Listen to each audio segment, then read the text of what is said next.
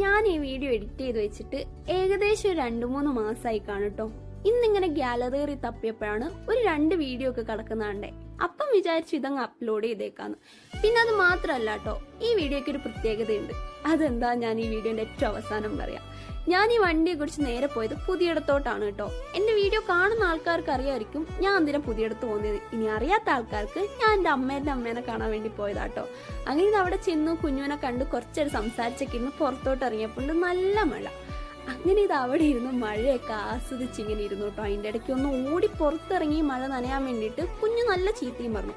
അങ്ങനെ ഒരു 6 മണിയൊക്കെ ആയപ്പോൾ ഞാനും എൻ്റെ കസിനും കൂടെ താഴെ പോയി മെഴുകുതിരിയൊക്കെ വാങ്ങി. അവിടെ യൂദാസ്ലിയാൻ്റെ കപ്പേളയുണ്ട് കേട്ടോ. അങ്ങനെ അവിടെ പോയി പ്രാർത്ഥിച്ച് മെഴുകുതിരിയൊക്കെ കത്തിച്ചു.